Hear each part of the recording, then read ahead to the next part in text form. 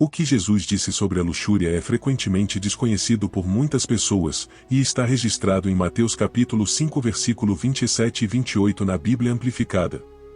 Vocês ouviram o que foi dito, não cometerás adultério, mas eu vos digo que todo aquele que fixa os olhos em uma mulher com desejo por ela já cometeu adultério com ela em seu coração. Vocês ouviram o que foi dito aos antigos.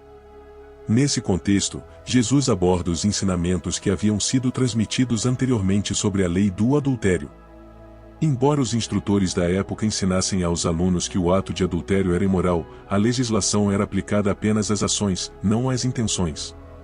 O adultério era explicitamente proibido pela lei mosaica, conforme registrado em Êxodo capítulo 20 versículo 14 e Deuteronômio capítulo 5 versículo 18. Alguém poderia se considerar virtuoso por nunca ter transgredido esse mandamento, mas ao mesmo tempo, ter os olhos cheios de pensamentos impuros. Eles têm os olhos cheios de adultério, constantemente buscando pelo pecado, seduzindo e atraindo almas instáveis.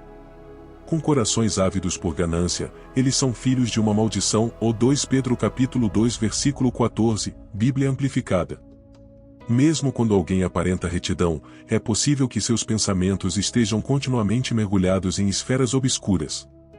Assim, Jesus instruiu seus discípulos a não se limitarem à abstenção do ato em si, mas a também manterem a pureza interior. Enquanto a lei proibiu o adultério, Jesus estendeu a proibição ao desejo. Quem fixa os olhos numa mulher desejando-a já cometeu adultério em seu coração. E Stanley Jones captou a importância desse versículo ao afirmar: se você pensa ou age em adultério, não está apenas satisfazendo um desejo sexual, mas está alimentando o fogo que o acenderá. O pecado tem origem na mente, e ao cultivarmos pensamentos pecaminosos, acabamos agindo conforme eles. Encontramos a sabedoria do provérbio que declara: quem fixar os olhos numa mulher para desejá-la já cometeu adultério em seu coração. Jesus acrescenta que é possível cometer adultério ou assassinato em nossos corações ou mentes, e isso também é uma forma de pecado, proibida pelo mandamento contra o adultério. Ao longo do tempo, Jesus vinculou o desejo sexual à maneira como enxergamos com os olhos, ao dizer coisas como: quem fixa os olhos numa mulher. Esta correlação é respaldada tanto pela declaração bíblica quanto pela experiência de vida. Jó capítulo 31 versículo 1, Bíblia Amplificada, expressa esse compromisso: fiz uma aliança com os meus olhos para não olhar com desejo para uma jovem. Um exemplo de alguém que disciplinou seu olhar é Jó. O livro de Jó é notável por ilustrar como um homem pode ser simultaneamente humano e celestial. Jó capítulo 31 versículo 1 enfatiza: fiz uma aliança com os meus olhos para não olhar com desejo para uma jovem. É crucial discernir entre a tentação de pecar e o próprio pecado. O olhar não deve ser casual, mas constante, e o desejo não é involuntário ou momentâneo, mas cultivado com anseio. Jesus, mesmo sendo tentado em todas as áreas, resistiu às tentações sem ceder ao pecado. Hebreus capítulo 4 versículo 15 destaca: porque não temos um sumo sacerdote que não possa se identificar e compreender nossas fraquezas e tentações, mas aquele que foi tentado exatamente como nós, mas sem cometer nenhum pecado. Ele conseguia enxergar as mulheres como seres além de objetos de satisfação sexual. Ele foi tentado em todos os pontos como nós, mas o desejo foi vencido pelo poder de um amor puro, considerando cada mulher como filha, irmã ou noiva, um objeto sagrado merecedor de respeito profundo, observa Bruce. Na luta contra o pecado, como devemos nos conduzir? Se o seu olho direito o faz pecar, arranque-o e jogue-o fora, pois é mais proveitoso perder um membro do que ter o corpo inteiro lançado no inferno. E se a sua mão direita o faz pecar, corte-a e jogue-a fora, pois é mais proveitoso perder um membro do que ter o corpo inteiro lançado no inferno. A expressão "se o seu olho direito o faz pecar, arranque-o" é uma metáfora, e Jesus não a disse literalmente. A mutilação não atinge o propósito, ela pode impedir o ato externo, mas não extingue o desejo, esclarece Bruce.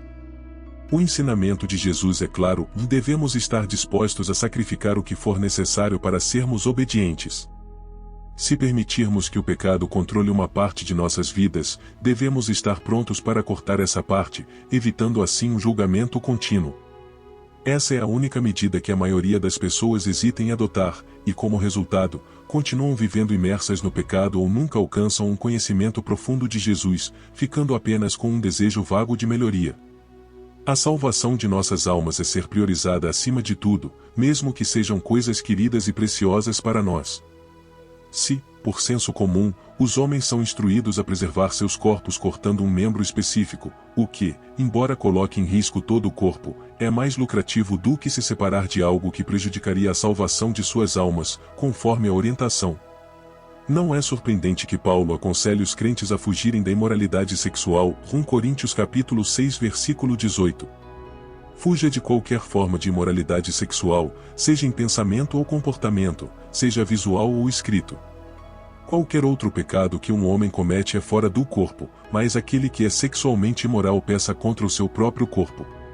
Efésios capítulo 5 versículo 3 enfatiza, mais que a imoralidade sexual e toda impureza moral, comportamento indecente, ofensivo ou ganância nem sequer sejam mencionados entre vocês, como é próprio entre os santos, pois, como crentes, o nosso modo de vida, seja em público ou em privado, reflete a validade da nossa fé.